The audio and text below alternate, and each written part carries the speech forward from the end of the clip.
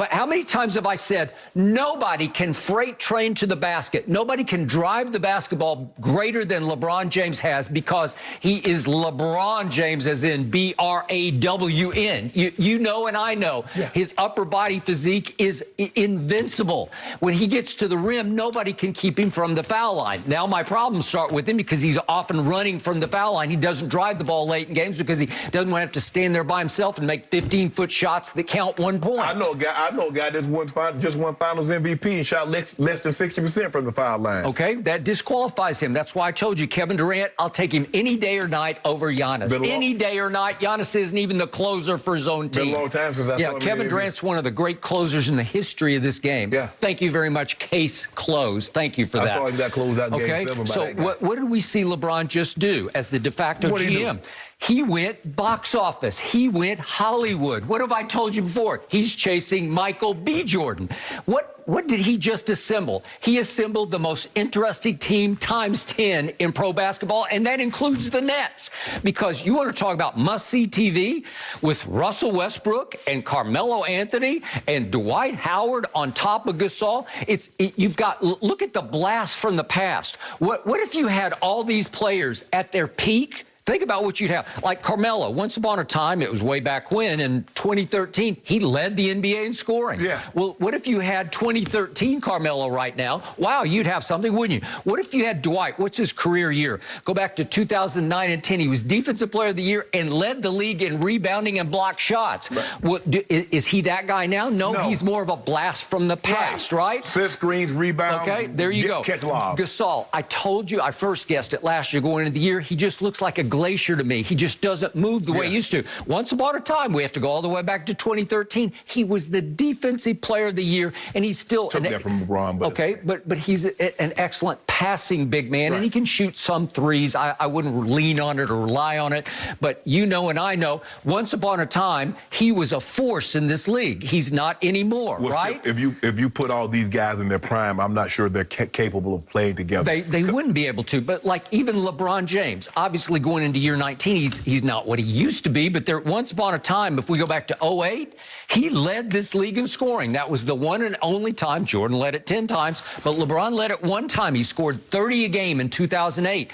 Wasn't that at the peak of his athletic explosiveness, right? No, he's still there. Okay. Well, I don't see it, but that's fine. So the point is, you assembled all these blasts from the past, but there's one guy who's still in his prime who is obviously a perennial all-star. And it's unfortunately your new point guard. Wouldn't you still say he's at the end of his prime, like the backside of his prime? What is he, 32? Yeah. So he's still there. He's still Russell Westbrook. For the last 5 years, he has triple-doubled for the whole year. It's off the charts. It's unheard of. We would have all predicted against it and said there's no way anybody could do this one time, let alone 4 out of 5 years. And he has done it, and that's who he believes he is. That he is a triple-double waiting to happen. Well, I mean, look, everybody says, and I know this, Skip, everybody always says the right thing, that the most important thing is winning, until the most important thing is not winning his stats. But I do believe Russell Westbrook is going to will be willing to sacrifice some of the shots. He's not going to get an average triple-double because there are too many other guys that's going to get the rebounds, and they're not going to be pulling their hands back so Russell can get the rebound. I still say when push comes to shove, sacrifice is not in Russell Westbrook's vocabulary. He doesn't know how to. It's C-rim, attack rim, C-rim, shoot three at rim. No. He just goes blind. He is so what I call bullheaded, where he's bull in China shop. I'm just going to run through that brick wall.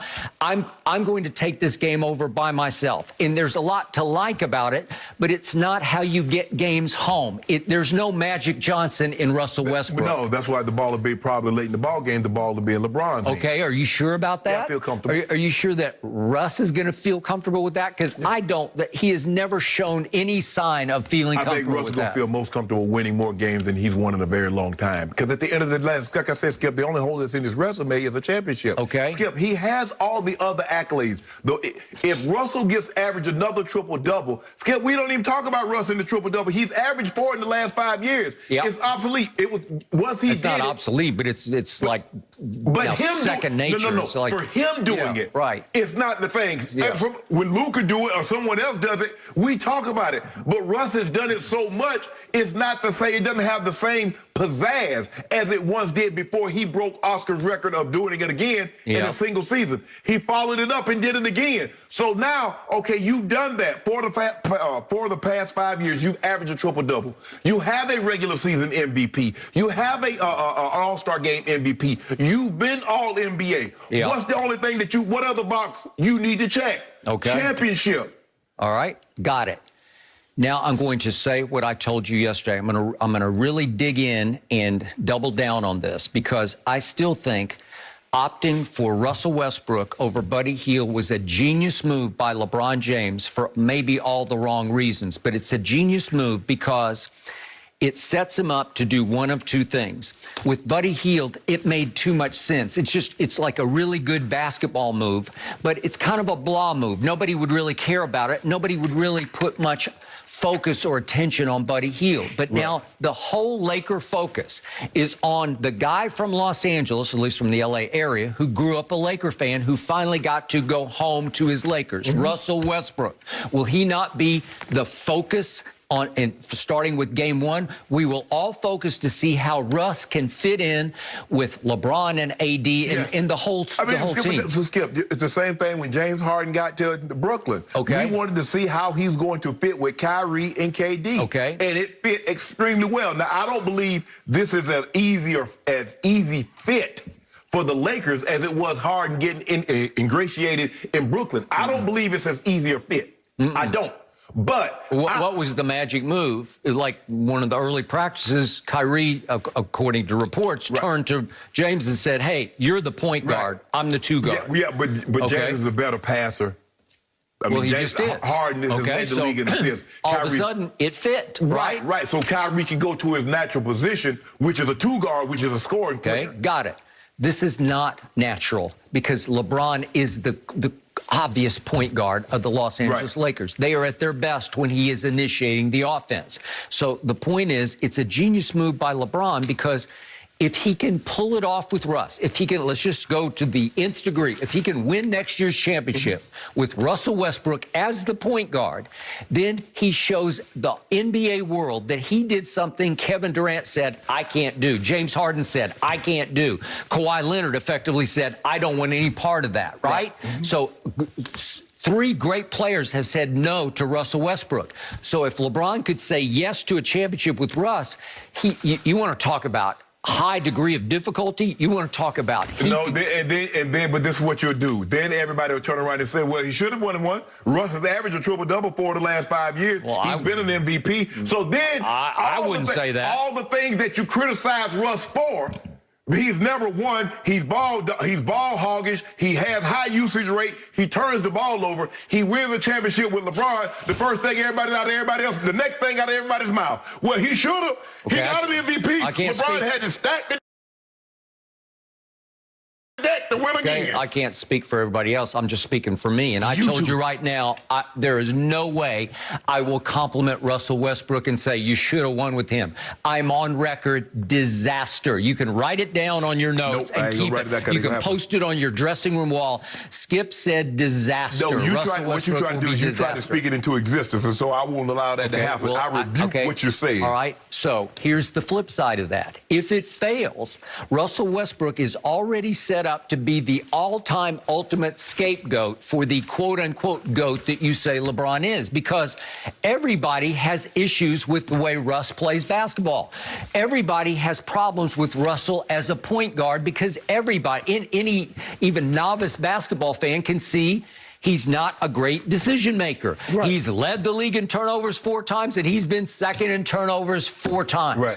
Well, it's hard to win to overcome that usage rate with that many turnovers on a consistent basis. So he is a stat freak. Nobody can produce stats the way he can, but he's never been a one-loss freak, as in winning championships or winning playoff games. You know, and I know he is flamed out at the highest level in big playoff games. It's hard for a guard to lead as a solo act to lead. I mean, that's why you tip your cap to a guy like Allen Iverson.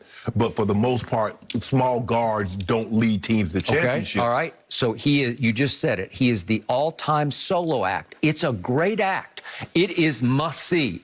I've told you, I just hang on every Russell Westbrook game. I was watching the Wizards like crazy last year because I want to see if he can pull it off. And he often does pull it off in regular season games because, to your point, he will never cheat you on effort on the offensive end. Sometimes on defense, he'll rest a little bit. He can be a little disruptive on defense, but nobody plays harder on offense by the dribble than this guy does. So it's fun to watch because it's fun to watch the stats get padded up. You watch him, he'll have a triple-double most nights after 3 quarters, and you say, how did he do that? Because have you ever seen a better rebounding 6'3" guard than this guy? Guess what we have after a lot of 3 quarters this year? A lot of dubs. Already in the bag after 3 quarters. In the bag. And guess what? You might just fall right into that bag in the first round of the playoffs because I say disaster. I say when you least expect it, Russell say, I got this, LeBron. I'm taking over. I know who won't beat us. Really? I know who won't beat us. Oh, you mean the team that you already admitted to me on the air before we went on vacation that if Kawhi had stayed healthy, that the Clippers would have won the West. That's what you told me. Yeah. You readily admitted that. Okay. Did they stay healthy? Okay, they did not. Okay, but were they on track to win the West? Yes, they were. Sometimes hey, Skip, sometimes you can be on the right